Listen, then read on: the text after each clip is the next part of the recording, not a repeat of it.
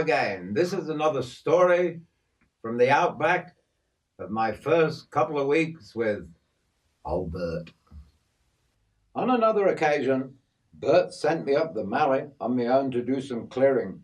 It was a beautiful, clear and bright sunny morning as I pedalled the old bike along the dirt bush tracks.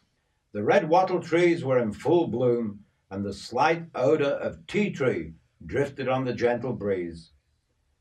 Each side of the track was dense bush.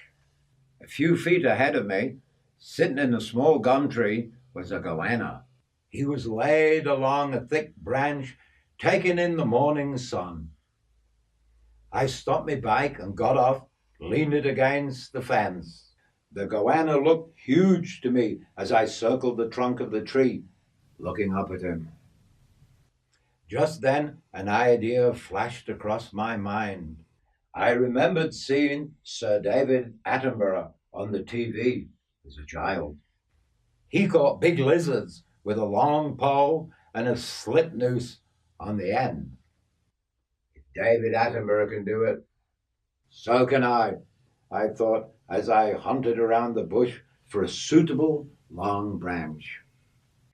The goanna just sat up the tree, not really too interested in anything but sunning himself. At last I found the right branch. I went to my bike and removed the axe. It did not take very long to trim up the branch. My next job was to walk the fence line looking for a piece of fencing wire. This was not as difficult as one may think because there's always a scrap of wire lying along a fence line. I made a noose in the end of the high tensile wire and then fastened the other end to the long pole.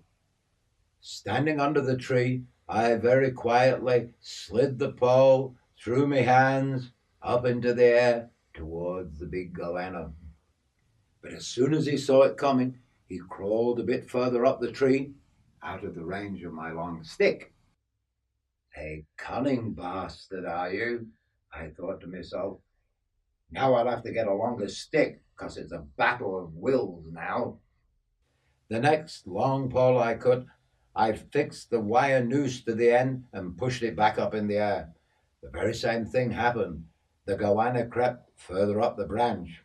Eventually, he ran out of branch and could go no further. So when I found the longest branch I could, I knew I had him.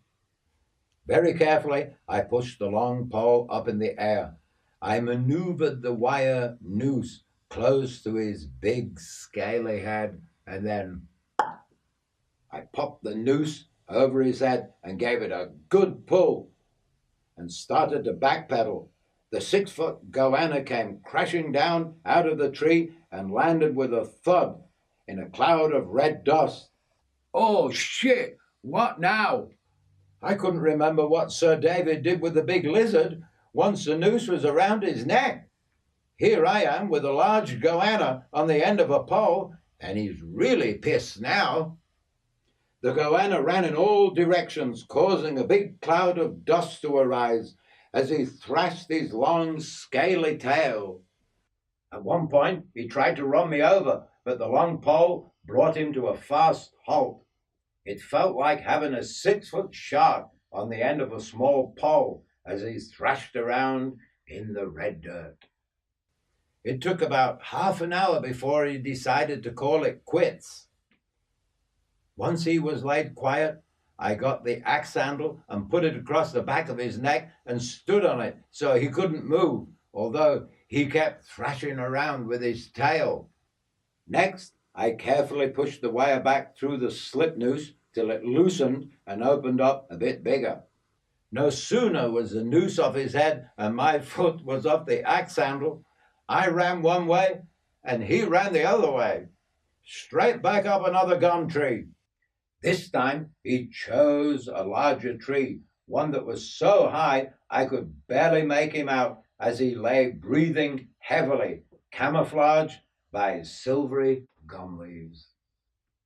Oh, that was a lot of fun, I thought as I pedaled up the old track. Sir David would have been proud of me. By this time, I had wasted about 4 hours. And the next day, when Bert came back up the paddock, he knew what was left of the sticks and stumps. I'd been up to something. What the hell were you doing all day yesterday? You've only done a couple of hours' work. You think I pay you my hard-earned cash to fuck around all day? I suppose you sat in the shade of a tree flogging your bloody maggot all day, were you? Next time you slack off, I'll stop half a day's pay on you. You lazy, good-for-nothing, pommy bastard. You wouldn't work in a fucking iron lung, you bastard. Now get your ass up and your head down. I want to see this whole section cleaned up today. Put that bloody cigarette out. You can't work and smoke at the same time. Smoke in your own time, not mine, you lazy bastard. Well, it's true. I did waste 4 of his hours. I was not a lazy bastard, and at that point I decided I was going to work his old miserable bastard ass into the ground before I pulled the pin on him. I learned many more hard lessons with old Bert Booth, and I even learned to respect his working ability. But I never learned how to like him and what he stood for. There were even times when I had a good laugh with old Bert, but they were very far and few between. One lunchtime, while I was in his house, the bedroom door had been left open. Me, being very inquisitive and nosy, I looked through the small opening of the doorway as I sat at his table. What's that laying across your bed, Bert? That? Come and have a butcher's, mate. Laying the full length and width of his bed was a beautiful foxskin rug. When I touched it, it felt thick and soft. Along the sides of the rug hung 8 bushy foxtails. She's a beaut, eh? Said Bert. Yes, it must have cost you a small fortune.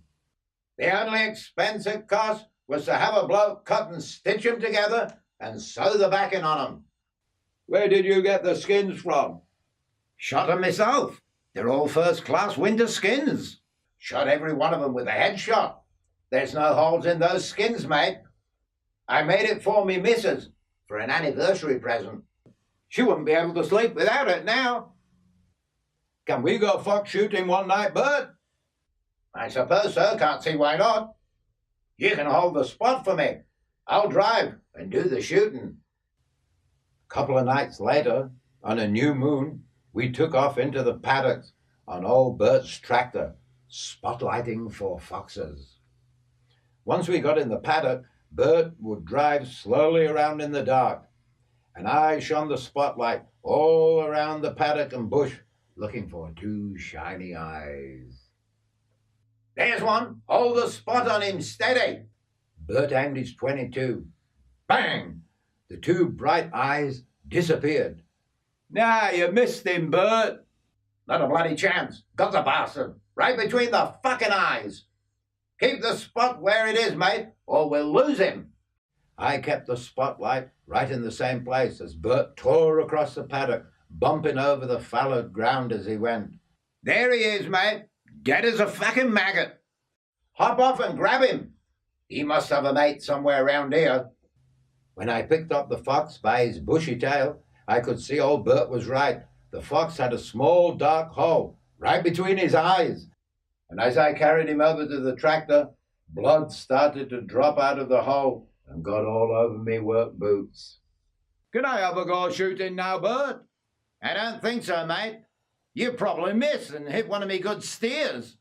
You just hang on to the spot. That's your job, mate. Leave the shooting to me. As it turned out, old Bert was wrong. I ended up being a crack shot with a rifle and a shotgun. A couple of nights later, Bert knocked on me door. You want to go reshooting tonight? Do I ever, I said excitedly. Get some warm gear on then, mate. We'll be out for about 4 hours, and it's a cold night. You'll freeze your knackers off if not. Where's the rifle? I said to Bert. We're taking the shotgun tonight. Those bastard roos are eating all me good wheat crops. They've already eaten more than a mob of bloody sheep, a few lead pellets in their ass, and they won't come back in a hurry. There's a mob of 20 or so, Bert, I said, as the spotlight picked them up. The roos were quite happily sat in the middle of Bert's wheat paddock, pulling up fresh shoots of wheat, chewing the roots off, and throwing the rest away. Bert put the tractor in road gear, and we tore off across the paddock after the roos.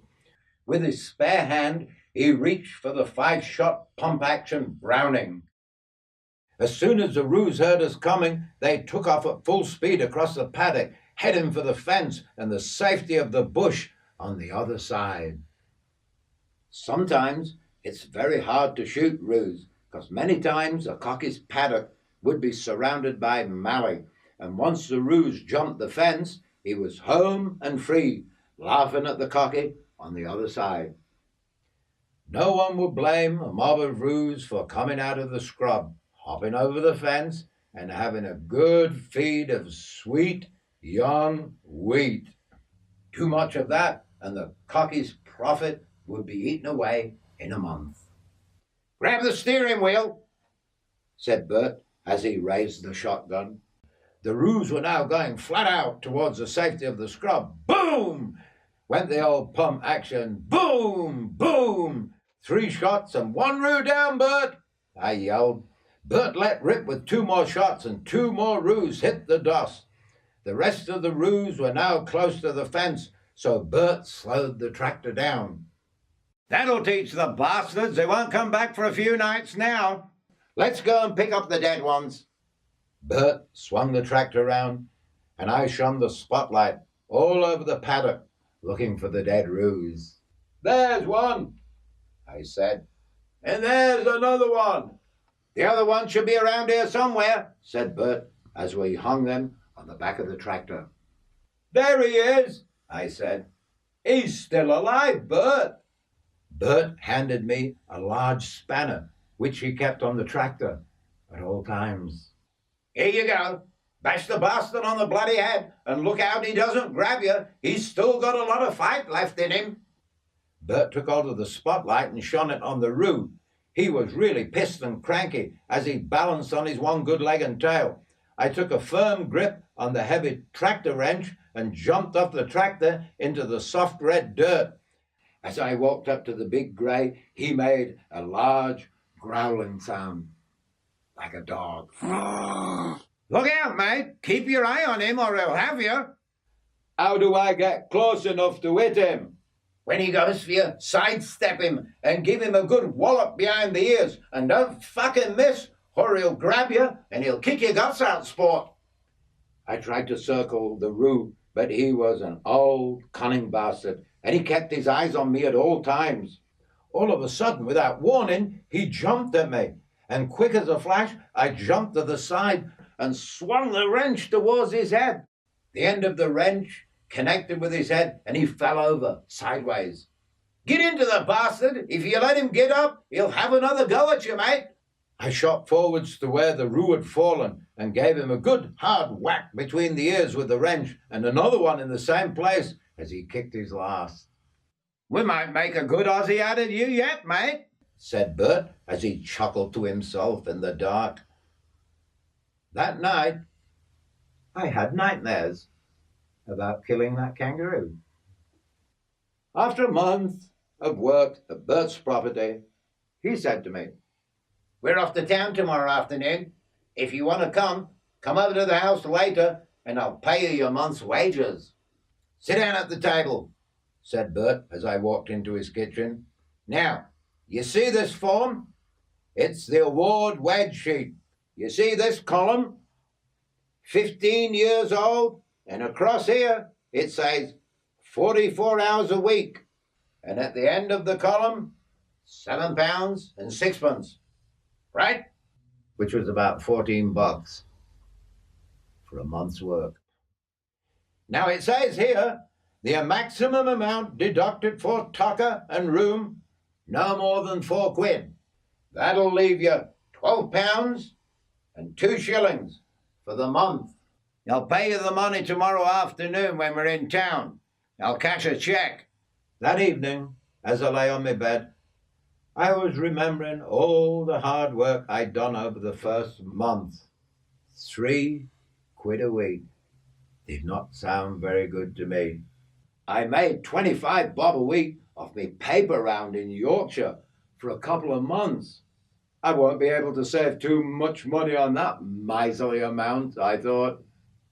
Well, that's the conclusion of another story at Bert's place.